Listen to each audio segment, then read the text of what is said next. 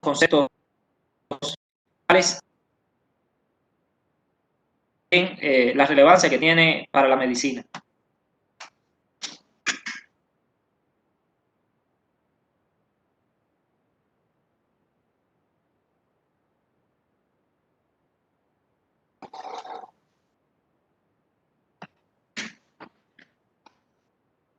Bueno, a diferencia de lo que ocurre con la bacteriología y virología que vimos el semestre pasado, que son ciencias relativamente jóvenes, que para su nacimiento requirieron de la invención del microscopio óptico, la micología y la parasitología son ciencias, se puede decir, bastante antiguas, toda vez que los hongos y los parásitos más grandes siempre estuvieron a la vista del ser humano.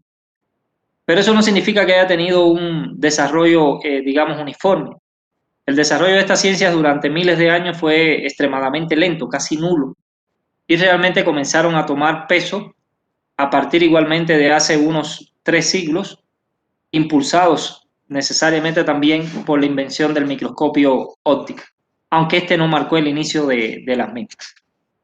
Vamos entonces hoy a hablar un poco de algunos elementos esenciales de estas ciencias, viéndolos digamos, a través de su desarrollo histórico, de su nacimiento y de sus principales hitos que las han llevado al estadio en el que se encuentran en este momento.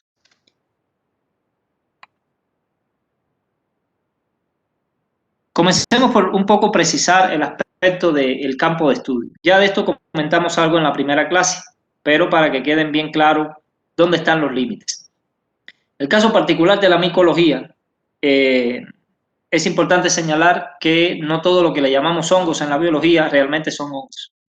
Hay un grupo de organismos que les llaman hongos mucilaginosos, que son bastante raros, por cierto, en cuanto a su fisiología, formas de reproducción, etcétera, que no son hongos, aunque se llamen así, son protistas.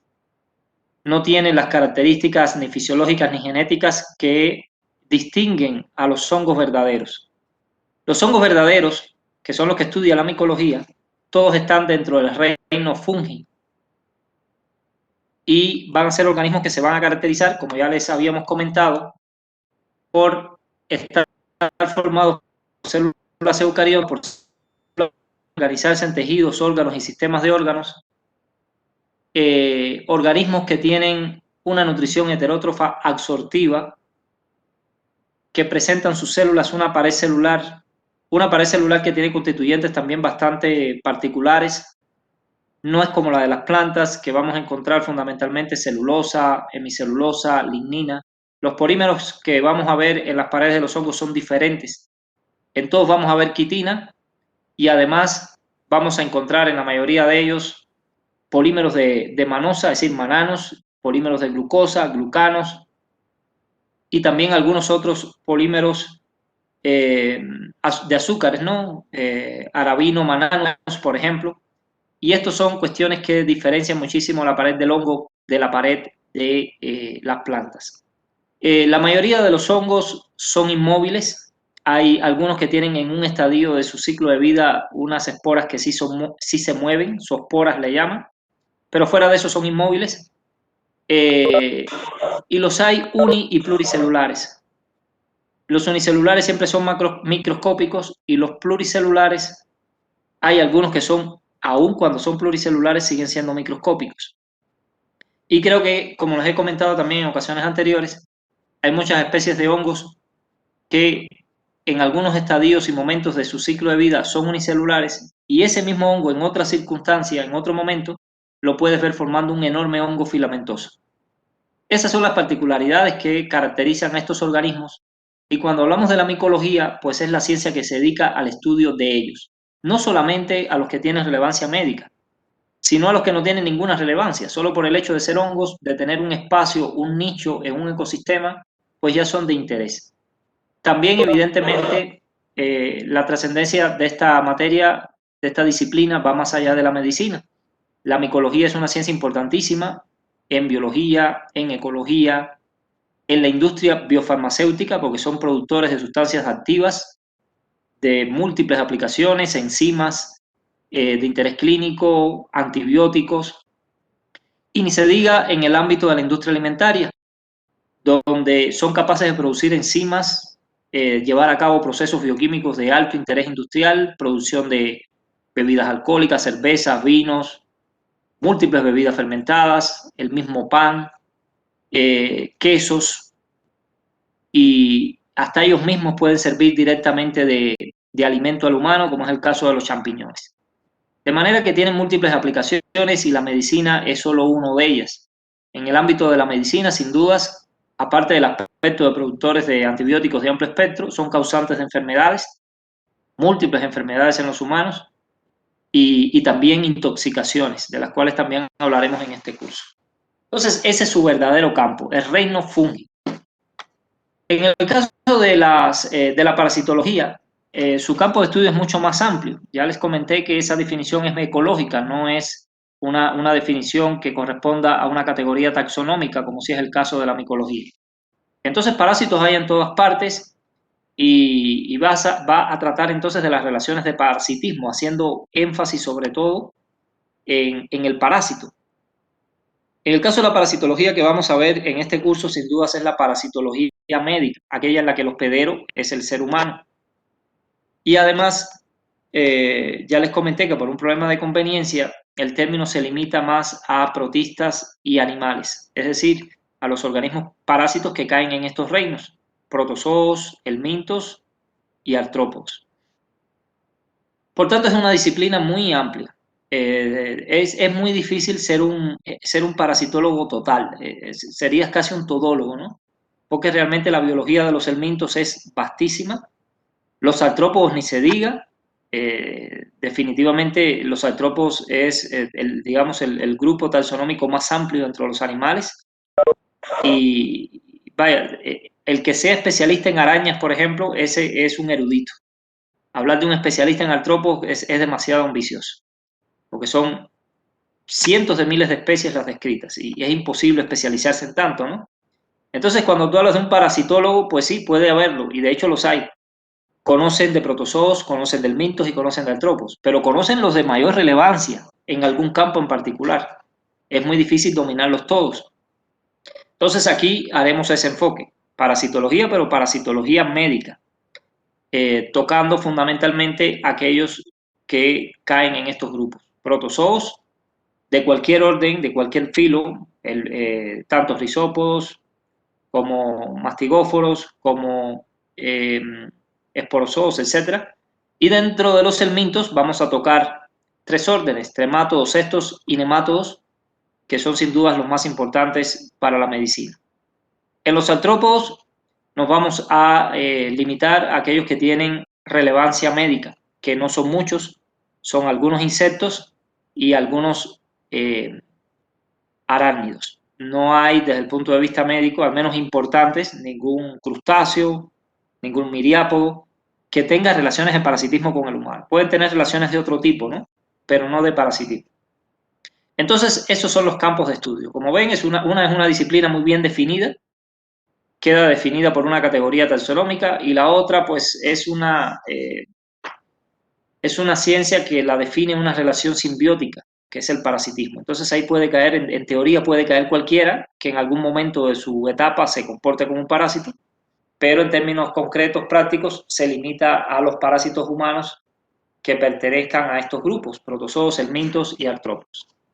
Entonces, antes de avanzar, yo quisiera que vieran un corto video que trata un poco sobre estas cuestiones en el ámbito, sobre todo, de la micología, para que ubiquen un poco por dónde va esta ciencia, cuáles son sus campos y cuáles son las características más distintivas del reino de los hongos.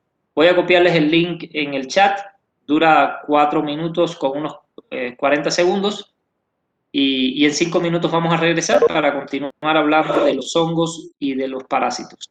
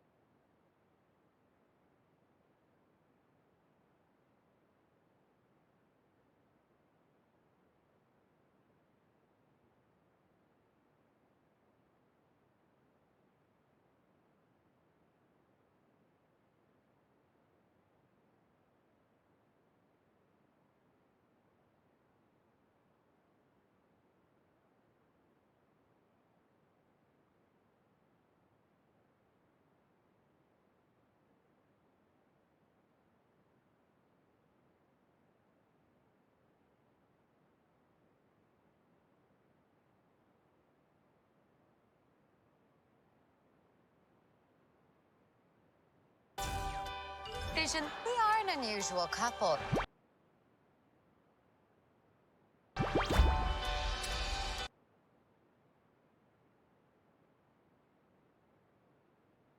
Es conveniente e importante saber distinguir bien qué es un hongo y qué es una seta. El hongo hace referencia al total de la planta y la seta no es ni más ni menos que el aparato reproductor del hongo, la parte más visible de la planta y lo que se puede consumir de esta. La seta es solo, pues, el cuerpo fructífero de algunos hongos superiores. Por eso confundir hongo con seta es como confundir pera con peral. Veamos a qué reino pertenecen los hongos y qué nos aportan. Hay hongos que viven en el agua o en un medio muy húmedo, pero la mayoría de ellos son terrestres o se desarrollan sobre vegetales. La vida sedentaria del hongo y su reproducción por esporas son propias de los vegetales. Sin embargo, su sistema de alimentación y la presencia de glucógeno, un hidrato de carbono que solo lo portan los animales en sus células, les hace emparentar con el reino animal. Científicamente, se ha convenido en clasificar a los hongos dentro del nuevo reino llamado fungi o reino de los hongos.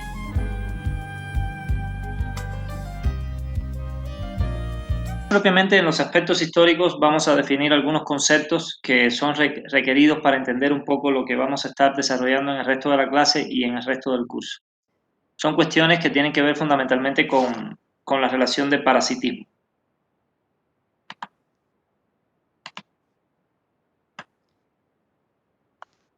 No todos los parásitos son iguales y en función de sus características vamos a clasificarlos atendiendo a distintos criterios. Lo mismo vamos a hacer con los hospederos. En cuanto a su ubicación, los parásitos que afectan al ser humano o cualquier otro organismo hospedero pueden mantenerse externos al cuerpo, es decir, en su superficie. Cuando un parásito se mantiene viviendo sobre la superficie de un organismo hospedero sin penetrar en sus cavidades internas, en sus fluidos, entonces le llamamos ectoparásito. Así lo definimos, como organismo que vive en el exterior de otro organismo, se beneficia de esa relación y evidentemente perjudica al hospedero.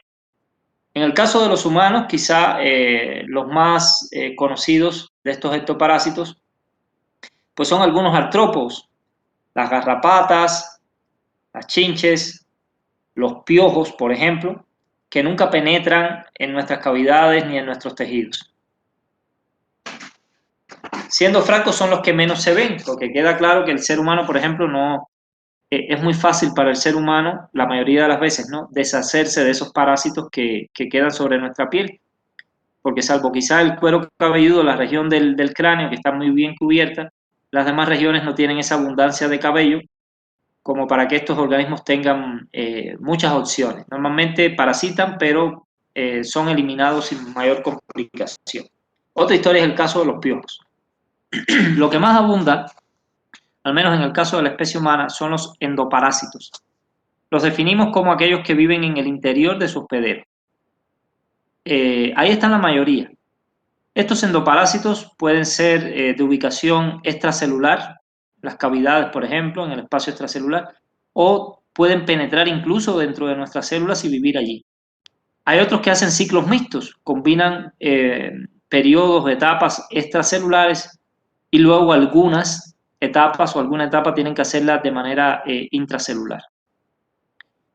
Y muchos otros, pues, pueden estar todo el tiempo fuera, pero tienen la capacidad para entrar cuando les conviene, quizá para protegerse, para buscar alguna ventaja, y lo pueden hacer sin problemas, pero no lo necesitan. Por eso se les llama intracelulares facultativos. Cuando un parásito tiene una parte de su ciclo fuera de la célula y otra parte en el interior de la célula, pero para poder completar su ciclo de vida tiene que entrar a la célula, entonces ese es un parásito intracelular obligado. Un ejemplo de esto, pues, Plasmodium falciparum. Plasmodium falciparum es un endoparásito intracelular. Esencialmente, él no se puede multiplicar si no penetra en el interior de células del hospedero. En el caso del humano, eritrocitos y sobre todo los hepatocitos. Y hay muchos otros ejemplos de parásitos de tipo endoparásito en la especie humana. Bueno, voy a revisar el chat porque creo que me hicieron una pregunta por allí, pero no alcancé a verla.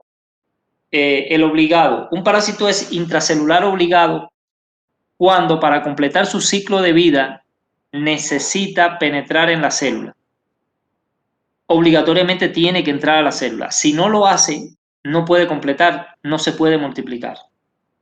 Te voy a poner un ejemplo del que vimos el semestre pasado y te voy a poner otro de los que veremos en este.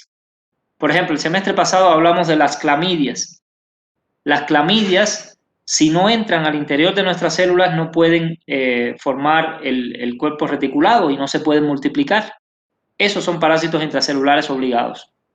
Mycobacterium tuberculosis puede, y de hecho lo hace, penetra sin ningún problema en los macrófagos alveolares, allí se multiplica. Pero si Mycobacterium tuberculosis no entra en los macrófagos, perfectamente puede multiplicarse afuera. Por tanto, él es facultativo. Lo hace porque a veces le conviene, pero no lo necesita, como si obligatoriamente lo necesita una clamidia. En el caso de Plasmodium es igual. Tú puedes encontrarte células de Plasmodium libres en la sangre, pero ahí no se pueden multiplicar. Para poder formar las estructuras de reproducción asexual, tienen que entrar necesariamente en el eritrocito o en el hepatocito. Y si quieren multiplicarse de manera exitosa de forma sexual, pues tienen que esperar a que un mosquito se los lleve, porque en el ser humano no lo logran hacer. Entonces, eso es un parásito intracelular obligado. O entras a la célula o no te multiplicas.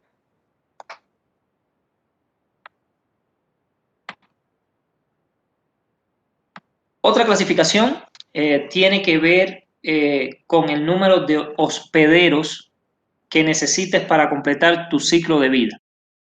En ese sentido pueden ser monoxénicos o heteroxénicos. También es válido el término monoxeno o heteroxeno. Comencemos por el monoxeno. Un parásito es monoxeno cuando requiere de una sola especie hospedera para cumplir todo su ciclo biológico. Si hablamos de un helminto, pues en ese mismo hospedero salen los huevos, se forma la larva y se genera el adulto. Un ejemplo típico de un parásito monoxeno es Ascaris lumbricoides. Esta lombriz, este helminto, nemato, no necesita pasar por un hospedero intermediario para llegar a ser adulto. Él puede hacer todo su ciclo totalmente solo valiéndose, por ejemplo, del ser humano. Los piojos igual también son monoxenos.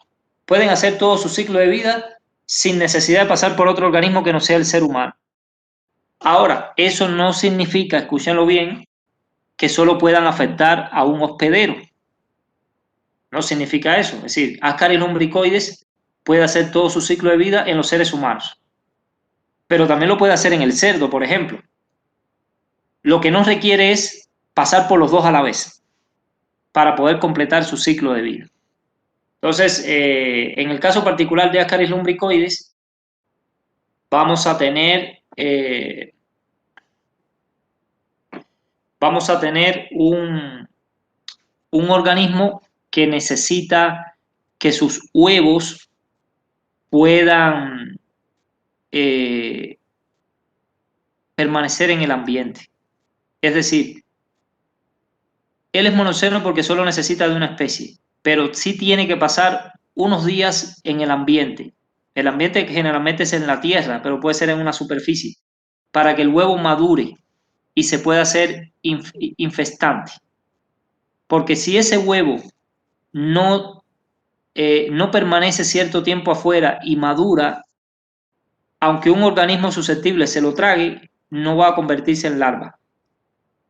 Por eso se les llama, por ejemplo, a Ascaris, a Trichuris, se les llama geohelmintos, porque necesitan de la tierra, ¿no?, para poder completar su ciclo. Pero si hablamos de organismos, con uno solo es suficiente.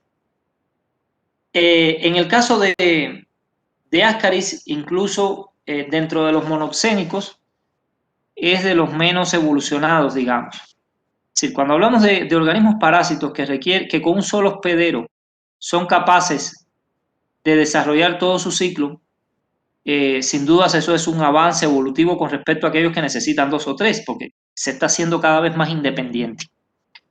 Y les decía que Ascaris no es de los más evolucionados dentro de los monocénicos, porque requiere de una migración larvaria en el interior del hospedero. Otros no, otros el huevo eclosiona, la larva crece y genera un adulto en un solo órgano. Pero Ascaris todavía como que no ha podido superar, digamos, vestigios del pasado remoto, donde quizás hace millones de años sí fue una especie que necesitó más de un hospedero. Porque los organismos que hacen como Ascaris, donde el ser humano se infecta consumiendo huevos, alimentos contaminados con huevos, la larva eclosiona en el intestino y de ahí sale para hacer un recorrido enorme que lo lleva por varios órganos, por varias vísceras, para luego ya regresar madura una vez más al intestino de donde salió y convertirse en adulto. Eso normalmente lo hacen los parásitos que necesitan más de un hospedero.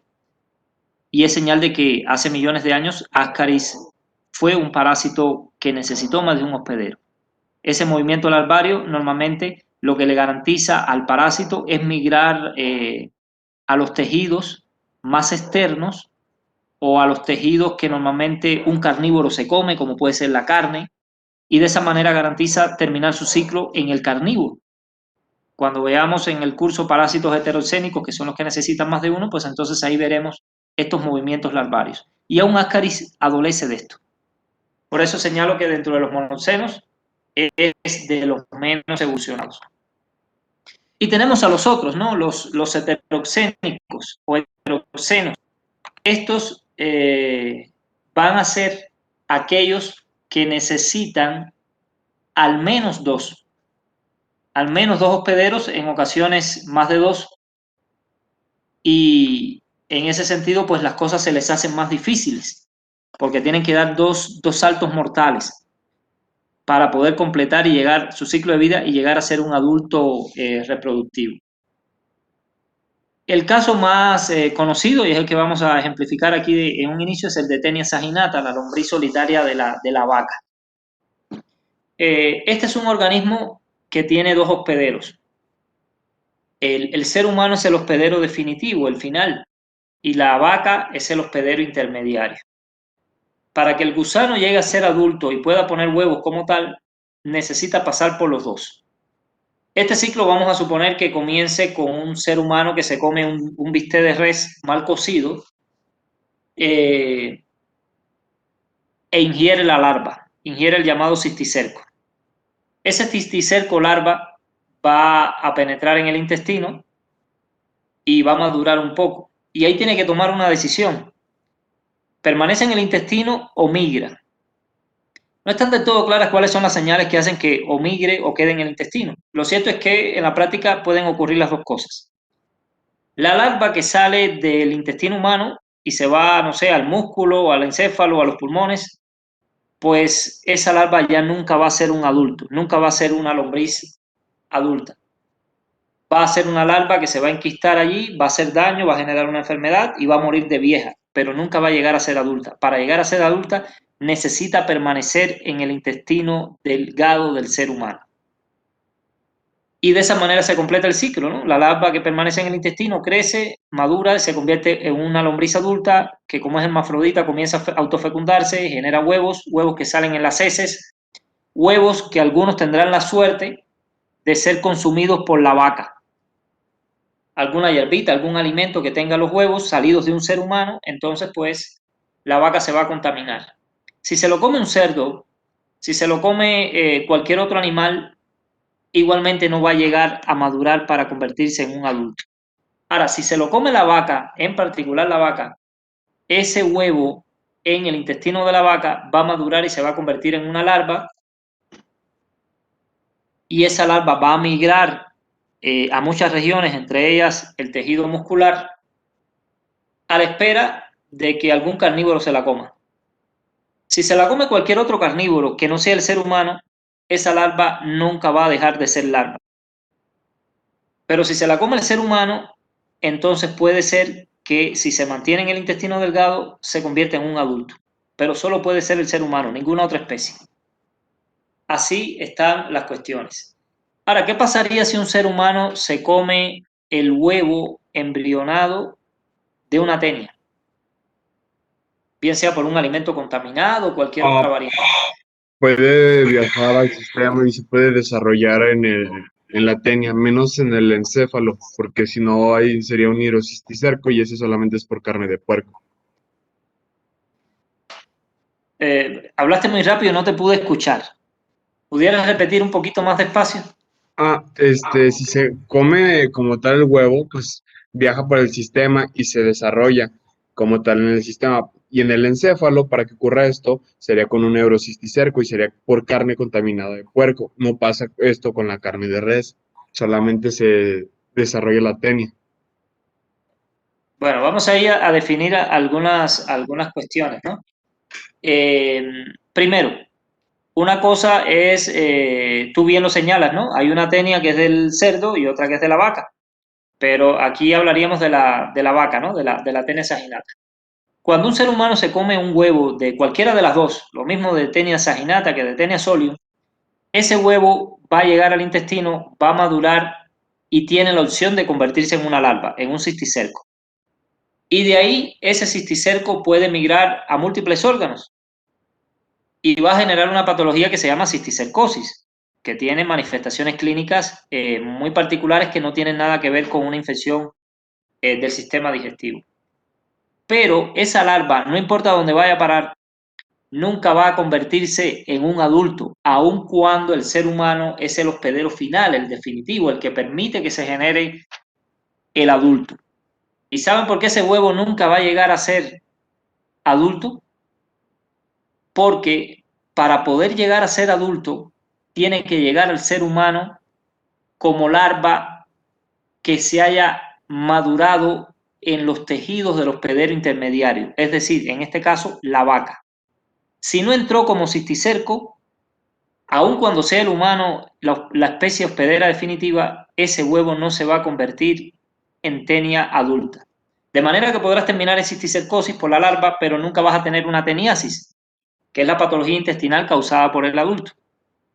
Entonces, si hablamos de interés del parásito, que es multiplicarse, tiene que tener la suerte de que la vaca se coma los huevos contaminados, ¿no? Es decir, alimentos contaminados con heces humanas que tengan huevo de tenia. Ahí está la primera suerte, ¿no? Porque esos huevos pueden no ser comidos por nadie o pueden ser ingeridos por cualquier otro animal que no sea una vaca. Si tuvo esa suerte, después tiene que madurar en la vaca y migrar al músculo, trayecto que no esté exento de peligros también. Y luego rezar para que esa vaca se la coma un ser humano y que además no la cocine bien, porque si la cocina bien, hasta ahí llegó el cisticerco.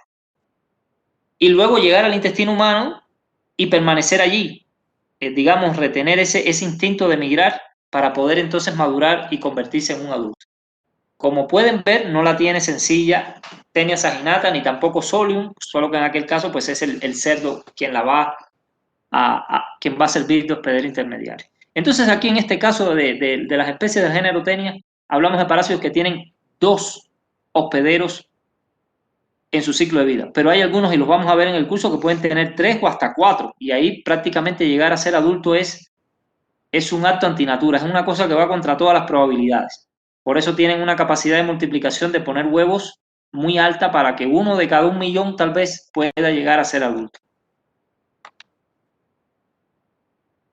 Aquí veamos un par de ejemplos, ¿no? Ya con gráficos de cómo es un ciclo monocénico y un ciclo heterocénico. El caso del monocénico, pues nada más simple que, por ejemplo, tricomonas vaginalis. Tricomonas vaginalis solo afecta al ser humano, sale del humano al humano. Y no sufre grandes transformaciones, es solo un protozoario que no tiene quistes, entonces su único hospedero es el humano. En él puede completar perfectamente su ciclo de vida. Se divide por fisión binaria y listo. Un ejemplo de parásito heteroceno, Echinococcus granulosus. Este también es un céstodo como las tenias, cuyo hospedero definitivo, ¿no? Es el perro, es ahí donde se obtiene el adulto, y el hospedero intermediario principal, no el único, pues son las ovejas. Como pueden ver, ahí se cierra el ciclo. El perro, al comerse las vísceras de las ovejas, fundamentalmente el hígado, adquiere la larva, que es el quiste hidático, en el intestino del perro, solo en el intestino de los perros, de los cánidos, esa larva se convierte en un adulto, que es el que se ve bajo el número 1, es como un muñequito de nieve, ¿no? Y ese adulto comienza a poner huevos. Donde quiera que defeque el perro, pues ahí van los huevos de este cesto, ¿no? Si quien se come el huevo es una oveja, entonces el huevo se va a convertir en larva, el quistidático, migrará a los músculos, migrará fundamentalmente al hígado y el ciclo se va a completar. ¿Por qué se va a completar? Porque donde quiera que haya ovejas hay perros ovejeros y muchos de los que crían ovejas, pues cuando sacrifican las ovejas, las vísceras se deshacen de ellas dándoselas a los mismos perros y eso completa el ciclo. Como pueden ver, el humano también puede actuar como hospedero intermediario, como un hospedero intermediario que no genera el adulto, solo los perros lo hacen, pero que se puede infectar con los huevos y generar la infección con la larva, que al igual que ocurre con las ovejas, tiene predilección fundamentalmente por el hígado, que puede implantarse en muchas otras zonas. Y eso da una enfermedad que se llama quiste hidático, pero no generamos el adulto, ni tampoco liberamos huevos en nuestras heces, eso solo lo puede hacer el perro. Entonces, en los lugares donde hay mucha ganadería de este tipo, definitivamente el quiste hidático es muy prevalente, tanto en las ovejas como en los humanos, que también eventualmente los perros pueden defecar en cultivos de lechuga, de col, y el ser humano, pues si no desinfecta bien, se puede contaminar. Entonces, por allí van los ejemplos, ¿no? de estos dos ciclos. Hablemos del hospedero. En el caso del hospedero también pueden haber varios tipos de hospederos. El hospedero accidental, un hospedero, ¿cómo decirles? Hablamos de un hospedero accidental cuando el parásito no necesita de ese hospedero. Si lo parasita porque se le atravesó, no pudo evadirlo, digamos, y bueno, pues ya asume su papel y vive a expensas de ese hospedero, pero no porque lo necesite. Si ese hospedero no hubiera aparecido, ese parásito hubiera seguido haciendo su ciclo de vida y muchas veces sin siquiera parasitar a nadie. El ejemplo que siempre me viene a la mente de ese hospedero accidental, en el caso del humano, es la infección por Naegleria fowleri, esas amebas de vida libre que habitan en los ríos, los lagos, los estanques. Ellos ahí pues se alimentan de los microorganismos que están en los sedimentos y un buen día llega un ser humano, se da un clavado, levanta un poco de ese sedimento, lo inhala y en un abrir y cerrar de ojos la ameba se ve en los tejidos de las fosas nasales, siente el calorcito, la humedad, la materia orgánica y bueno, su fisiología evolutiva ancestral hace que algunos genes se disparen y comience a modificarse para lograr la adaptación al nuevo ambiente y entonces comienza a migrar, comienza a avanzar hacia el sistema nervioso central, donde termina por literalmente comerse nuestros tejidos, generando una respuesta bastante tóxica por parte también del sistema inmune, y en cuestión de 4 o 5 días la muerte ya es casi inevitable, salvo que haya un tratamiento. Si el ser humano no se hubiera metido en ese lago a nadar, la ameba hubiera seguido su vida, hubiera hecho un ciclo donde no necesita del humano, y ahí hubiera tenido su descendencia. Por eso señalamos que es accidental, no necesita del hospedero para completar su ciclo de vida. Un hospedero definitivo, a mí me gusta definirlo en dos aspectos. Vamos a decir, para el caso de los helmintos, para que quede más claro, ¿no? Porque cuando yo les digo un hospedero definitivo es en el cual el parásito alcanza su madurez sexual o la fase de actividad sexual, como que eso no queda muy claro a veces. Por eso prefiero definirlo de esta otra manera que es válida también y se me hace más clara. Cuando el parásito es un helminto, decimos que el hospedero definitivo es aquel en el cual se puede producir o formar el adulto, el gusano adulto, el que procrea, el que pone huevos, el que se multiplica, por la forma en la que sea. Pero si hablamos de un protozoario, entonces sí, decimos que el hospedero definitivo es aquel en el cual el protozoo puede completar su ciclo sexual. Su ciclo sexual. Y en ese sentido, pues, van estas definiciones. En el caso, por ejemplo, de Toxoplasma gondii, Toxoplasma se puede multiplicar en un enorme número de organismos, pero lo hace de forma asexual. En donde único Toxoplasma gondii se multiplica de forma sexual es en los felinos, en el gato, en el tigre, en esos organismos, en el intestino de esos felinos. Por eso el ser humano es un hospedero intermediario de Toxoplasma gondii. Los definitivos son los gatos. En el caso de los helmintos, lo acabamos de ver, ¿no? El ser humano es el hospedero definitivo de Taenia saginata, porque solo en el intestino de los seres humanos es donde tú vas a encontrar a este tipo de lombriz solitaria. Ningún otro animal la tiene, no hasta ahora que se conozca.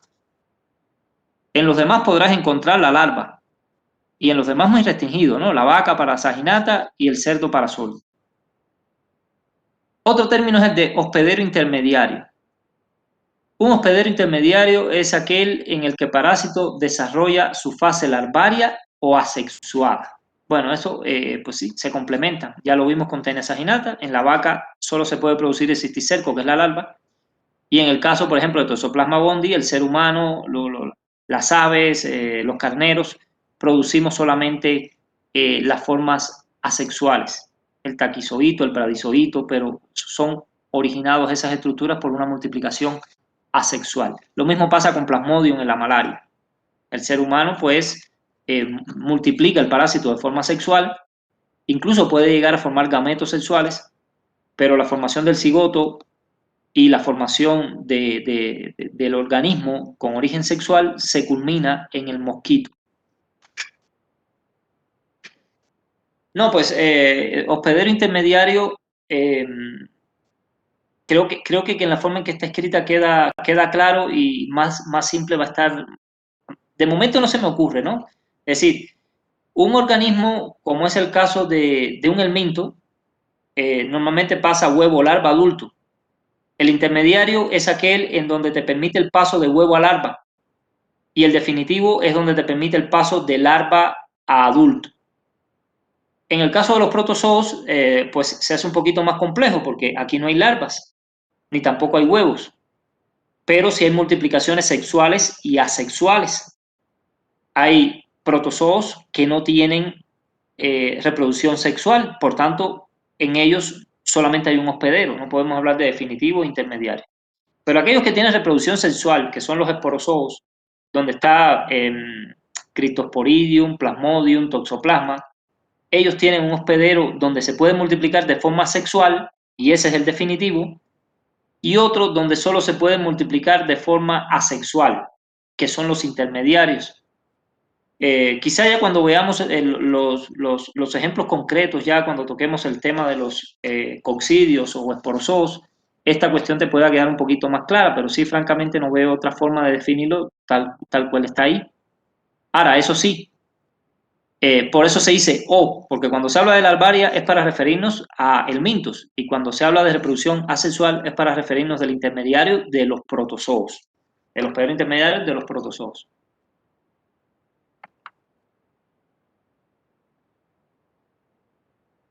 Bueno, por aquí están haciendo algunas preguntas de que si larva es chico y adulto lo mismo, pero ya en etapa para reproducirse y grande. Bueno, no es tan sencillo, Fernando. Las diferencias entre larvas y adultos son en algunas especies realmente abismales y no tiene que ver solamente con la reproducción. Está claro que las larvas por sí solas no tienen esa capacidad, pero morfológica y fisiológicamente son muy diferentes. Por ejemplo, la misma que acabamos de ver, ¿no? El cisticerco y la lombriz solitaria adulta, ¿no? El cisticerco es algo microscópico, generalmente, y la larva, y el adulto, pues es una lombriz de 8, 10, 12 metros de longitud, nada que ver una con la otra. Fisiológicamente también son muy diferentes, y en todas las especies lo vamos a ver. Más adelante, evidentemente, pues estaremos viendo en detalle las características de las larvas y de los adultos, de tanto de platelmintos como de nematelmintos, y ahí verás que en muchas especies nada tienen que ver una con la otra, totalmente diferentes en forma, en tamaño, en fisiología. Bueno, y finalmente el concepto de hospedero paraténico. Bueno, un hospedero paraténico, si hay una forma rápida de definirlo, es aquel que se comporta como una tumba para el parásito. ¿Cómo decirles? Ahí han visto muchas personas que cuando alguien los agrede, ellos responden, no sabes con quién te metiste, no sabes en lo que te has metido, ¿no? Por lo que supuestamente le va a pasar. Y básicamente eso es un hospedero paraténico. El parásito llega, cree que se va a dar la gran vida y lo que resulta es que, pues sí, a lo mejor sí se puede multiplicar y sí puede generarle algún que otro daño al hospedero. Pero de ese hospedero jamás va a salir. Y lo peor, no se va a poder multiplicar. Hasta ahí llegó el parásito. Un hospedero paraténico entonces es aquel donde el parásito entra por accidente y cuando llega ya no puede salir jamás de él.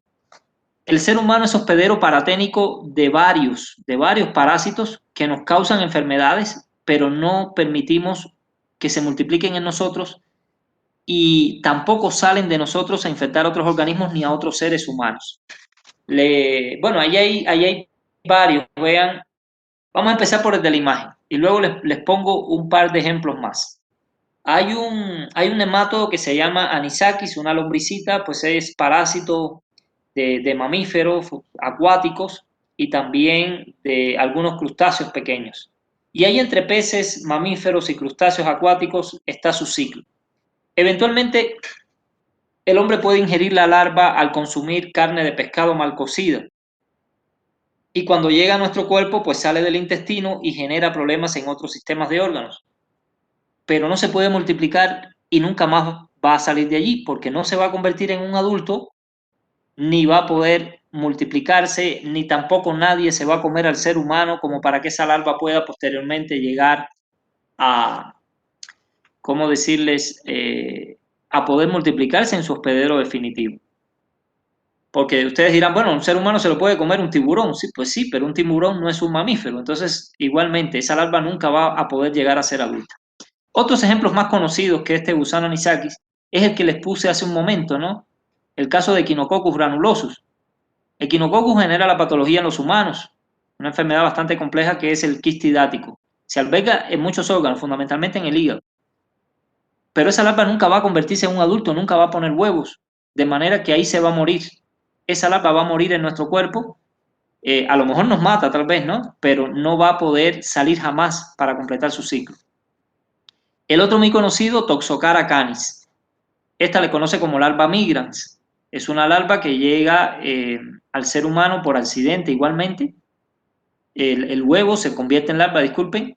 El hospedero definitivo de él, como bien dice su nombre, es el perro. Es en el perro donde se puede convertir en adulto.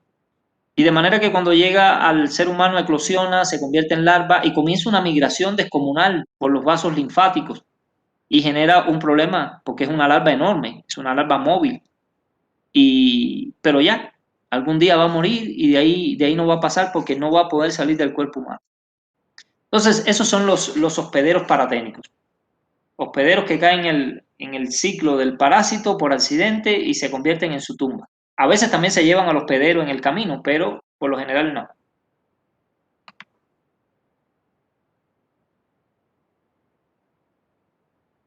Y bueno, vemos un poquito de la micología para terminar esta primera parte, ya entrando en aspectos históricos para tener al menos una sutil idea, ¿no?, de qué ha sido de la micología y qué lugar tiene en este momento dentro de las ciencias médicas.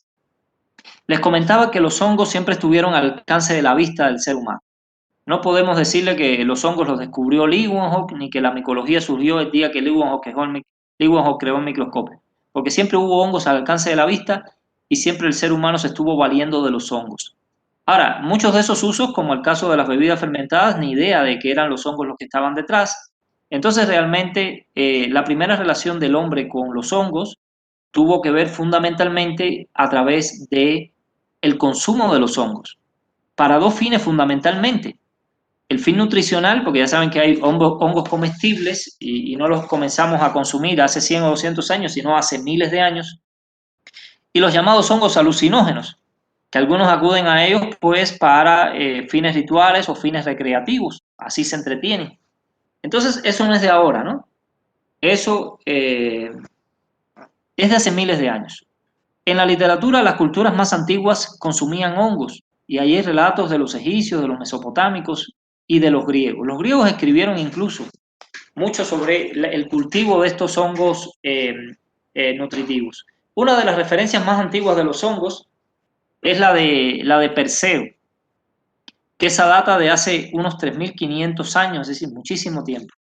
A Perseo lo conocen por la película del Kraken y de la Medusa y de Andrómeda, ¿no? El famoso príncipe que, bueno, pues se ve metido en una pelea que él no pidió y tiene que ir a rescatar a la princesa. Entonces en el camino tiene que matar a la Medusa para poder neutralizar al Kraken. Bueno, toda esa historia es la que conoce. La otra parte de la historia de Perseo, que es la más oscura, que es la que no se conoce tanto, es que en una de esas peleas y guerras en las que él fue, combate al lado de su abuelo, que era el rey de Argos, el pueblo, la ciudad donde él vivía. Y por accidente, Perseo mata a su abuelo.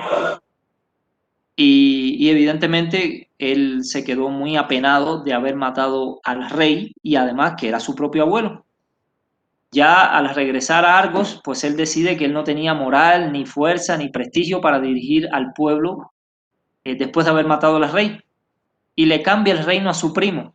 No recuerdo el nombre de su primo, pero le dijo, tú te vas a quedar con mi reino y yo a cambio me quedo con el tuyo. Y el primo, sin pensarlo dos veces, le dije, no, pues evidentemente, ¿no? Argos era mucho más grande y mucho más rico.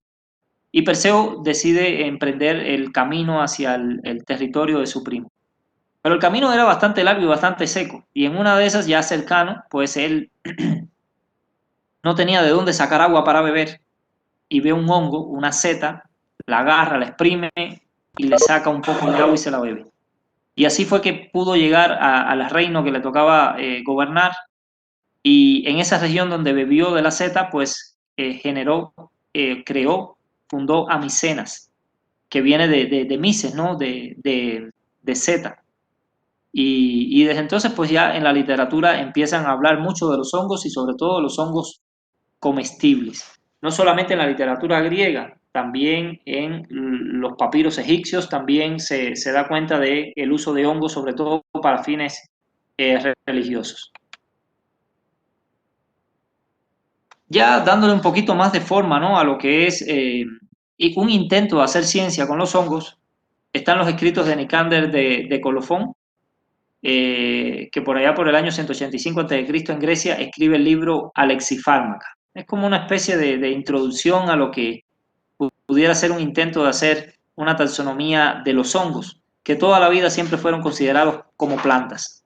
En el Imperio Romano era muy común el consumo de los hongos, de los champiñones, de las setas, y por ahí incluso había, hay historias, ¿no?, que vinculaban y que señalaban a los emperadores romanos, todos estos césares, que eran muy adictos al consumo de los hongos comestibles. Uno de ellos, famoso, Claudio, el emperador Claudio, fue asesinado por su esposa, y la manera que encontró la esposa para quitárselo de arriba fue ponerle una seta que se parecía a las que él comía, pero era venenosa. Y bueno, pues él estaba agarra y agarra setas y no se dio cuenta de que le pusieron una que no lo era, y murió envenenado. Es un clásico tipo de misetismo, ¿no? Pero con todo el dolo de intentar matarlo. Finalmente lo logró la esposa y se deshizo de Claudio. Ya más para acá, un poquito más cerca, es que se comenzaron a hacer intentos por darle forma a la micología, pero había muchas cuestiones que no lo permitían. El hecho de no poder ver la estructura de los hongos, de no conocer cómo operaba su nutrición, nadie sabía nada de la fotosíntesis ni de la nutrición heterótrofa, no había microscopios para ver las células de los hongos, se desconocía por completo la existencia de los hongos unicelulares o levaduras. De manera que en la Edad Media sí se escribió mucho de los hongos, pero eran cuestiones muy superficiales. Los intentos por clasificarlos también carecían de sustento. y realmente no hubo grandes cosas que atribuir a esa etapa. Eso sí, mucho consumo de hongos y muchos hongos utilizándose en procesos industriales, pero sin tener idea de la bioquímica que había detrás de ello. Realmente la historia empieza a cambiar ya para finales de lo que sería el siglo XVI, y ahí empezaron un poco a intentar organizar a los hongos, a estudiarlos, a clasificarlos. Uno de los primeros que lo intentó fue Mattioli. Vean qué combinación, médico y botánico. En aquel entonces pues eran todólogos, ¿no? Filósofos les llamaban. Y él hace una clasificación de las plantas, dentro de las cuales da un espacio para el grupo de los hongos, de acuerdo a los frutos y de acuerdo a la morfología y a los cuerpos fructíferos. Ese intento, ¿no? Más bien ese enfoque de considerar a los hongos como plantas duró hasta no hace mucho, hasta hace menos de 200 años.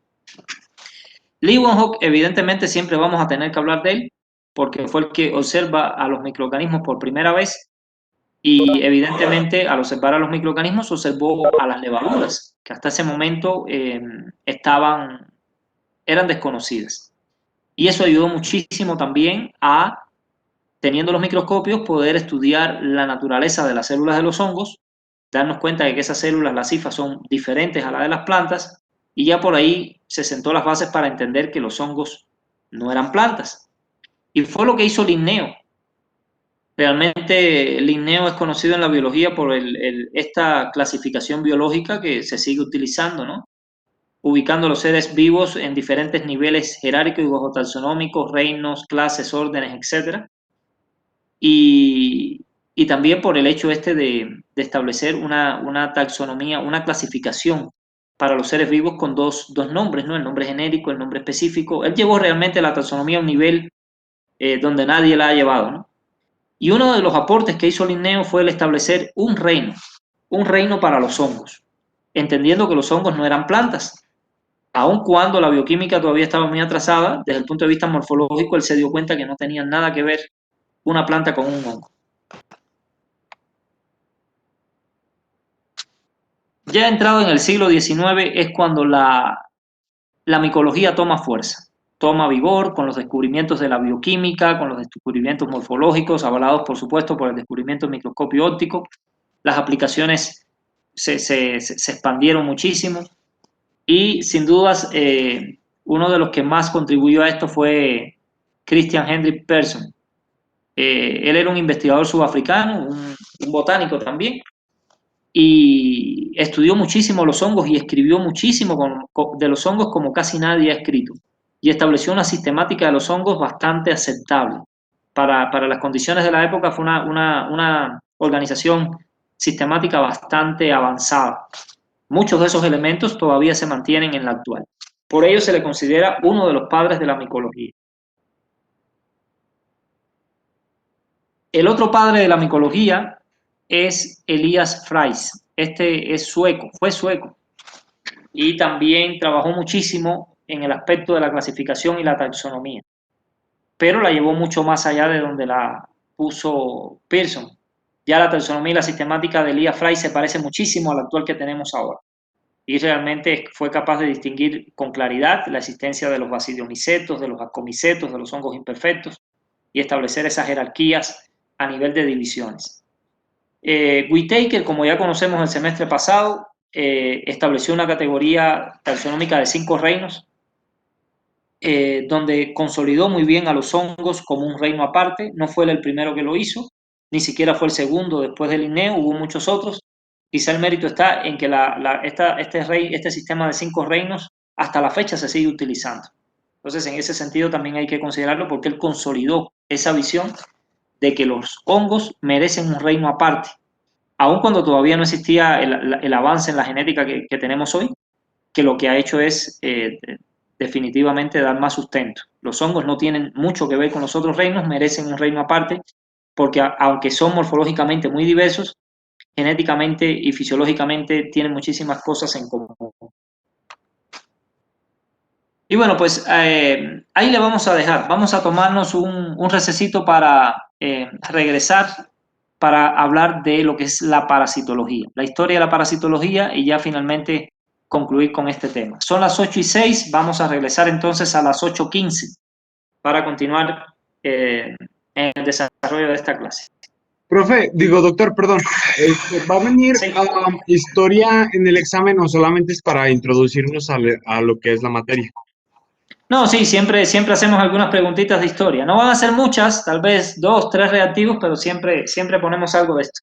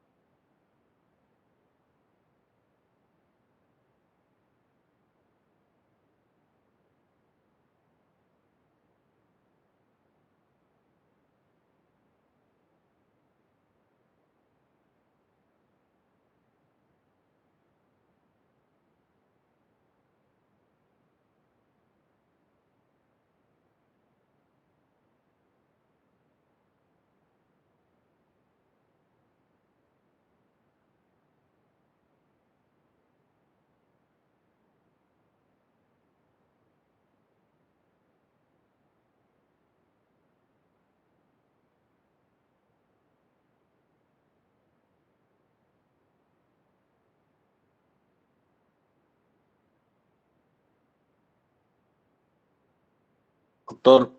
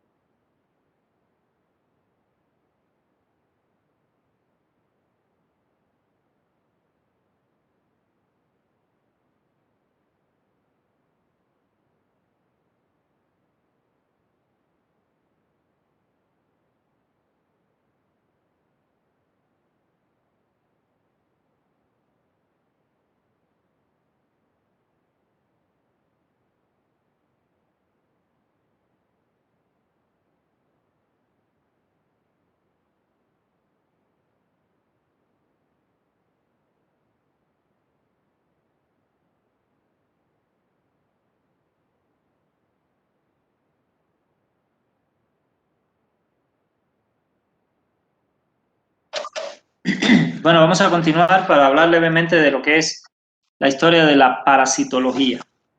En este caso, de manera análoga, el conocimiento de los parásitos, entiéndase fundamentalmente el Mintos y artrópodos, es legendario, es antiguo, ya que estuvieron a la vista de cualquier ser humano.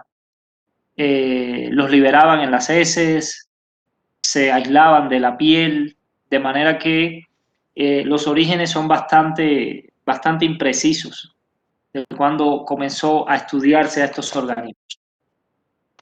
Las culturas más antiguas también hacen referencia en sus escritos a las enfermedades y a la presencia de estos organismos. En el Egipto antiguo, por ejemplo, hay varios de estos papiros que contienen referencias a distintos tipos de parásitos, fundamentalmente intestinales. El papiro de Ebers, que es uno de los más antiguos, ahí se habla de las tenias, se describen a las tenias, se señalan algunas cuestiones de conjuros y de procedimientos mágicos, ¿no?, para tratar de controlarlas. En el año 1500 a.C., pues aparece este papiro de Berlín, es de esa época, también de Egipto, ¿no?, solo que fue a parar allá a Europa, y se escribe allí sobre las enfermedades parasitarias que afectaban fundamentalmente. Otros papiros, como el de Chester Beatty, hace referencia a enfermedades digestivas también causadas por algunos de estos parásitos que hoy conocemos. De manera que el conocimiento de la existencia de estos gusanos, fundamentalmente del Mintos, es antiguo. Y también siempre se les relacionó a las enfermedades como tal que causaban. No se sabía mucho de ellos en cuanto a su ciclo de vida, mucho menos aún cómo realmente combatirlos, pero sí, digamos, fueron unos pioneros en esto de establecer las relaciones de su existencia con las enfermedades. En la antigua Grecia también hay muchos escritos que nos hablan de parásitos. Hipócrates, por ejemplo, fue capaz de diagnosticar el quiste hidático, esta enfermedad que genera estas pelotas que vemos en la imagen en el hígado, no solo de los animales, también en el hombre, y es la larva de Echinococcus granulosus, que ahí se enquista. Aristóteles, por ejemplo, también describió 3 especies diferentes de gusanos intestinales asociados a trastornos en este órgano. Más recientemente, pues en la Edad Media, son abundantísimos los escritos que hablan sobre la presencia de estos gusanos y de los trastornos que pueden traer. Hay algunos incluso que fueron más allá e intentaron dar soluciones para su cura. Eran soluciones infantiles, como esta del conjuro de Tegernsee, que era simplemente pararse frente al paciente y hacer ese conjuro: gusano, arrástrate hacia afuera, acompañado por 9 gusanitos, y según ellos ya con eso se curaba el paciente. Fue muy popular, no sé por qué motivo. Ya posteriormente Avicena empieza a poner un poco más de seriedad y comienza a hacer escritos donde describe con bastante precisión lo que todo parece indicar son 4 de las especies más prevalentes actualmente. Hace una descripción de gusanos que son similares a Ascaris, a Enterobius, a Tenia y a Ancylostoma duodenale. Evidentemente no los llamó por esos nombres, pero la descripción coincide totalmente. En 1379, Johann de Bray descubre a uno de los parásitos más importantes de la especie humana, la duela del hígado, fasciola hepática, y la descubre en el hígado de carneros. Y así poquito a poco fueron describiendo y caracterizando a los principales parásitos macroscópicos, fundamentalmente el Mintos, que afectaban al ser humano. Sin duda los protozoos tuvieron que esperar más, tuvieron que esperar la invención del microscopio, ya ocurrido en el siglo XVII. Con la creación del microscopio por parte de Leeuwenhoek, entonces aparecen un enorme número de protozoarios que se desconocían hasta ese momento: las amebas, las giardias y muchísimos más. Él mismo descubre y caracteriza la Lamblia intestinalis, hoy en día conocida como Giardia lamblia o Giardia intestinalis, que es una de las parasitosis más prevalentes en el ser humano.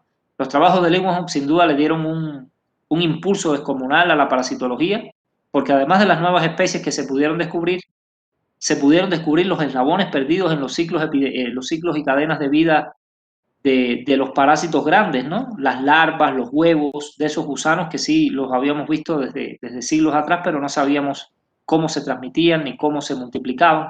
Y ya con el microscopio en la mano las cosas cambiaron mucho. Uno de los grandes de la parasitología fue Francisco Redi. Él escribió muchísimo sobre una gran diversidad de parásitos, fundamentalmente el Minthus, y se le atribuye el descubrimiento de Sarcotes escabei, uno de los artrópodos más importantes parásitos humanos. Es el que causa la sarna o escabiosis. Y definitivamente, pues la enfermedad pues, se conocía desde miles de años, pero ¿quién lo causaba? Pues hasta hace poco, prácticamente unos 400 años, fue que pudimos saber de la presencia de este arácnido.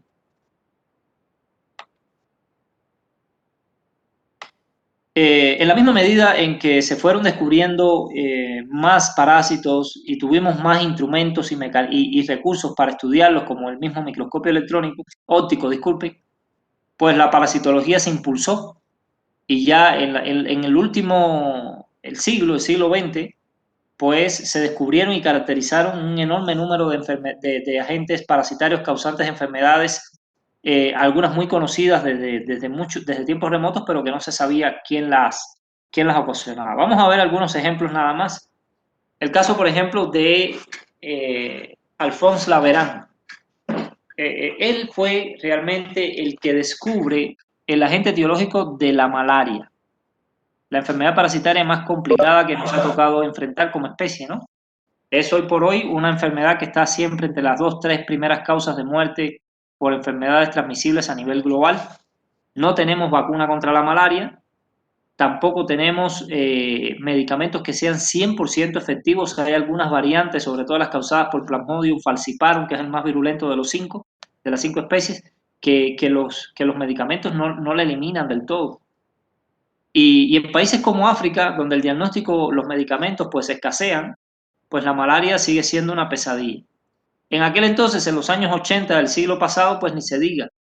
La malaria era una enfermedad devastadora, no solamente en África, en muchos otros continentes y subcontinentes de clima cálido también se presentaba, y no sabíamos de ella absolutamente nada, ni qué la causaba, ni cómo se transmitía, y mucho menos cómo curarla. Entonces, pues fue Laveran quien con mucha paciencia, haciendo estudios en la sangre de personas que sufrían la malaria, pudo encontrar el parásito en los eritrocitos y pudo ver que en los que tenían malaria siempre estaba presente y en los que no, pues no lo estaba, cumpliendo, digamos, uno de los principales postulados de Robert Koch. Y así, de manera metódica, él llegó al descubrimiento de las especies de Plasmodium que causan el paludismo en los seres humanos. Sin duda fue un descubrimiento muy importante el que hizo Laveran, pero en términos prácticos no resolvía nada. Pues sí, el bichito es el que causa la malaria y cómo la controlo, cómo la curo. Eso demoró algunos años más en ser respondido. Y justamente uno de los que respondió una de esas preguntas de aplicación inmediata y práctica fue Ronald Ross. Ross era médico inglés, pero que nació por allá en la India, hijo de padres ingleses, médico, y bueno, pues se dedicó a estudiar ahí en su tierra natal a la malaria, que era en la India, al igual que en muchos países, una verdadera pesadilla. Ronald Ross realmente no tenía mucho conocimiento de enfermedades parasitarias, ni de mosquitos, ni nada por el estilo, pero la situación era crítica, y en uno de esos viajes que hizo a Londres, pues se tropezó con uno de sus profesores y estuvieron hablando del tema de la malaria. Y cuenta que ese profesor le sugirió a Ronald Ross que la malaria seguramente era transmitida por un mosquito, por la forma en la que se presentaban las epidemias, la época del año, la forma en que se transmitía, todo parecía indicar de que eran los mosquitos. E incluso le sugirió que era por el consumo de agua, donde a veces los mosquitos caen y quizá en el cuerpo de los mosquitos o en las heces de los mosquitos podían presentarse los agentes que causaban la malaria. Sin duda, pues Ronald Ross partió de ahí y trató de buscar la manera de identificar cuál sería ese mosquito, ¿no?, que transmitía la malaria a los seres humanos. No la tenía fácil porque variedades y especies de mosquitos ahí en la India habían un montón y él ni siquiera era especialista en eso. Su primera tarea entonces fue tratar de discernir, partiendo de los estudios epidemiológicos, cuáles pudieran ser los candidatos, las candidatas de especies de mosquitos que pudieran estar detrás de la transmisión de la malaria. Al final se quedó como con 2 o 3 y en ellas hizo su seguimiento, ¿no? Entonces por ahí habían algunos pájaros, algunas aves que también sufrían una infección de este tipo, y él comenzó a trabajar, ¿no? A ver cómo se manifestaba el parásito en las aves, cómo se manifestaba en los seres humanos, y buscó en los mosquitos algo parecido, porque sin duda si algo tienen los Plasmodium es una capacidad de cambiar de forma increíble, ¿no? Ya lo veremos cuando veamos su ciclo de vida. Entonces no la tenía fácil Ronald Ross. Primero tenía que encontrar cuál era el mosquito y encontrar en él después el vector, el agente, ¿no? Que ni siquiera podía imaginar qué forma pudiera tener. Pero bueno, después de mucho lo logró, encontró con el candidato más seguro, un mosquito del género Anopheles, y allí estuvo viendo en el intestino algunas formas que se parecían un poco al parásito que encontró en aves y en la sangre de los seres humanos. Y por ahí empezó, ¿no? Buscando esa relación. Pero el hecho de que tomaran agua contaminada con esos mosquitos no la pudo demostrar. Realmente no pudo demostrar nunca esa asociación. Seguramente alguno que otro le dio a beber agua con esos mosquitos, pero nadie terminaba con malaria. Entonces por ahí al parecer no iba la cosa. Tenía el mosquito, pero no tenía la forma en que llegaba al ser humano. Y comenzó a hacer disensiones y analizar ese presunto parásito, y fue notando que el parásito no se quedaba en el intestino, sino que migraba, cambiaba mucho de forma, eso sí, por eso se hacía bastante esquivo seguirle el rastro, pero vio que el parásito subía y llegaba a las glándulas salivales del mosquito, donde sufría otra transformación, y una vez transformado, viajaba a acumularse hacia ese órgano puntiagudo de succión que tienen los mosquitos para chupar sangre, y ahí alcanzaba una concentración tremenda. En cuanto él tuvo ese viaje completo, se dio cuenta de que su profesor estaba equivocado en parte. Sí era el mosquito el que lo transmitía, pero no porque contaminara el agua, sino que lo transmitía cuando chupaba la sangre. Y así le hizo. Y buscó y primero probó en aves y efectivamente logró la transmisión en las aves. Después tuvo que probar en los humanos. No queda claro cómo le hizo, pero lo logró. Quién sabe en qué dilemas éticos haya entrado. Y con eso pudo demostrar de manera clara que la malaria se transmite por picaduras del mosquito Anopheles. Ese sí fue un descubrimiento que tuvo un impacto inmediato, porque si ya sabíamos cómo se transmitía, se podía controlar. Campañas de fumigación, control, mosquiteros, repelente de insectos, y definitivamente la malaria bajó bastante. Ya por esos años también comenzó el asunto del uso de la quinina de manera expansiva. Entonces entre el tratamiento y el control del mosquito, la malaria bajó muchísimo en algunas regiones de este planeta. En otras todavía a esta altura sigue igual que en aquellos tiempos. El descubrimiento de Ronald Ross sin duda fue importante, y creo que el segundo premio Nobel de Medicina en la historia se lo dieron a él por este descubrimiento. Otro descubrimiento importante tuvo que ver con las especies de Trypanosoma. Son 3 especies. Hay una que afecta fundamentalmente a los animales, Brucei, subespecie Brucei, que fue la que descubrió David Bruce allá en Guinea. David Bruce, el mismo que descubrió a Brucella melitensis, la causante de la fiebre de Malta o brucelosis. Luego, Joseph Dutton y Stephen Fantan, partiendo de este descubrimiento de Bruce, descubrieron a las especies que causan la tripanosomiasis africana o enfermedad del sueño en los seres humanos, que son las subespecies gambiensis y rhodesiensis. Esta es una enfermedad bastante grave, muchas veces letal, donde la persona termina con una... bueno, le dicen la enfermedad del sueño porque básicamente es así. La persona cae en un decaimiento tan grande que termina con sus sistemas muy debilitados, y lo único que le da es por dormir. Y de ese sueño muchas veces no regresa. Por suerte, aquí en América no se ve, porque quien la transmite es una mosca africana, una mosca que se llama CC. La mosca CC es quien transmite este tripanosoma, pero nosotros en este continente no tenemos la enfermedad del sueño o tripanosomiasis africana, pero tenemos una igual de compleja y difícil, que es la americana. Ahorita hablaremos de ella. En el año 1901 pues se descubre Leishmania, un flagelado que también genera distintas patologías. Algunas de estas especies dan una leishmaniasis cutánea, que es la más suave de ellas, genera unas úlceras enormes en la piel. Pero la otra variante, la visceral, esa sí es grave y puede llegar a ser mortal. Y ese descubrimiento se hizo en el año 1901.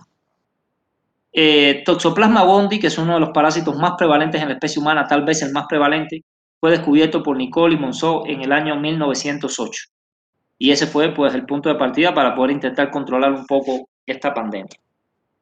En 1909, pues aquí llega la parte de la historia en el continente americano con Carlos Chagas, el descubrimiento de Trypanosoma cruzi. Este es el causante de la tripanosomiasis americana, o también se le llama la enfermedad de Chagas en honor al investigador que la descubre. Carlos Chagas era un médico brasileño que trabajó, bueno, ahí ven el laboratorio, realmente un laboratorio humilde como cualquiera de Latinoamérica, en medio del monte tratando de encontrar la explicación para una enfermedad que cobraba un montón de vidas y que era una verdadera pesadilla, como lo sigue siendo todavía.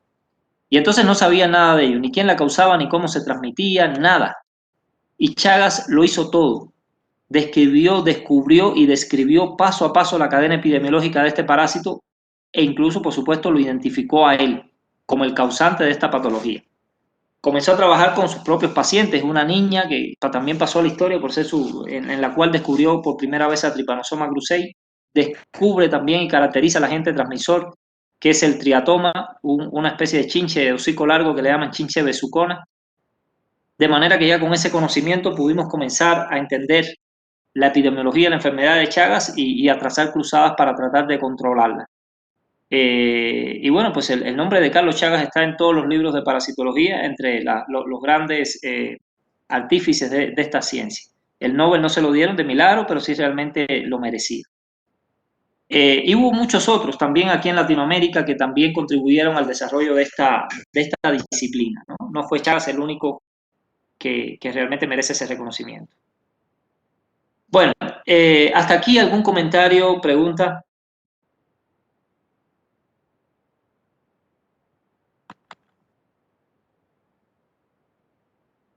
Vamos entonces a proceder a ver un video corto ya para ir concluyendo la clase. El video dura 5:40 y va a ser un compendio breve del desarrollo de esta disciplina de la parasitología en los últimos años y también de la situación actual, de la parasitología a nivel global para que tengan una idea del impacto que tiene dentro de la medicina. Una vez más les voy a copiar el link y en 6 minutos regresamos ya para rápidamente concluir con la clase.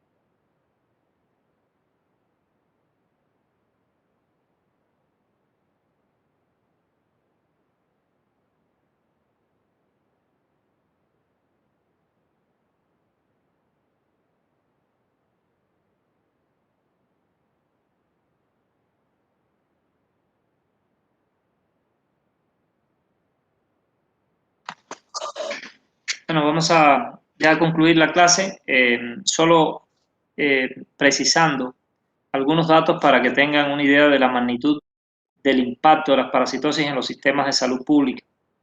Aquí están algunas de las más prevalentes a escala global, encabezada por la toxoplasmosis. Vean cómo hay, esto era a inicios del siglo, ¿no? Es decir, estamos hablando de hace un par de décadas. Toxoplasmosis, 2.000 millones. En aquel momento la población humana sería poco más de 6.000, entonces guardando la proporción podemos plantear que de cada 3 personas hay una que tiene toxoplasma en este planeta. Y en regiones como América Latina la cifra es mucho mayor sin dudas. Ascariosis, este gusano redondito que habita en el intestino humano, pues 1.000 millones. Uno de cada 6 aproximadamente tiene esa infestación.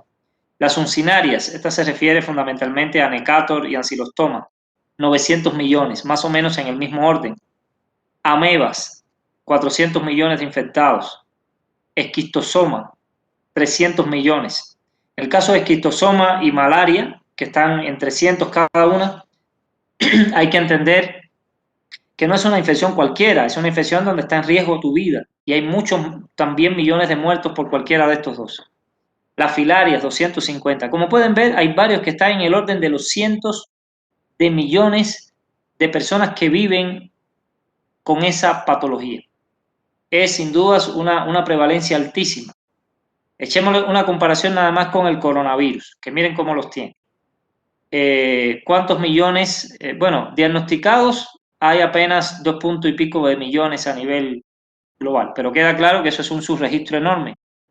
Los estudios serológicos y la propia OMS estiman que ya deben haber al menos un 10% de la población mundial, como mínimo un 10%. Estamos hablando de unos 700 millones de personas que se han infectado, no que la tienen, que lo han tenido y ya muchos de ellos la superaron. De manera que, a pesar de ser una enfermedad con una prevalencia altísima en este momento, hay varias parasitosis que el coronavirus no ha llegado a infectar tantas personas como las que están siendo infectadas en este momento por varios de estos parásitos. Entonces, sin dudas, algunos consideran que estas son enfermedades olvidadas, enfermedades de países muy pobres, pero no están así. Realmente son enfermedades que afectan a la mayor parte de los países.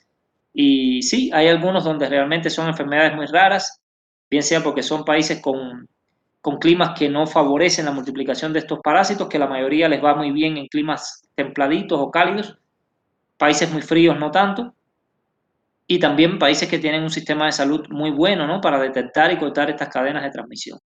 Pero decir que una enfermedad como la toxoplasmosis, que tiene 1 de cada 3, o la ascariasis, que tiene 1 de cada 5 o 6, son de solo personas pobres, pues es absurdo, ¿no? Es decir, no guarda la proporción. Son enfermedades que prácticamente están en la mayoría de los continentes. Entonces, la mayoría de ellas vamos a estarla tocando a lo largo del curso y verán, ¿no?, cómo van las cosas con cada una de ellas en materia de prevención y tratamiento y de control epidemiológico. Ya para concluir, pues solo dejarles una leve tarea para que puedan revisar allí sobre ejemplos, ¿no?, que manifiesten el vínculo importante que tienen estas dos ciencias con la medicina. Y ahí le vamos a dejar. He visto que hay mucha actividad en el chat está festivo, está alegre hoy, no he podido leer todo, pero si hay alguna duda, algún comentario que quieran hacer antes de irnos, pues adelante. Manifestación clínica por toxoplasmosis, pues son muchas, realmente va a depender de cuáles son los órganos que mayormente se vean afectados, pero es obligatorio que casi siempre hay afectaciones al sistema nervioso. Pérdida de coordinación de movimientos, pérdida de la capacidad visual, también hay afectaciones a algunos órganos como el corazón. La toxoplasmosis no es una enfermedad que se manifieste en un lugar, en una región, en un órgano en particular. La vamos a ver en muchos sistemas de órganos que se afectan, pero el que más frecuentemente vamos a ver afectado es el sistema nervioso y también en buena medida el área ocular, todo lo que es la generación de la visión. Por ahí van las principales manifestaciones, pero no las únicas. Bueno, Fernando, ¿qué fue lo que te dio a ti ya 2 veces coronavirus?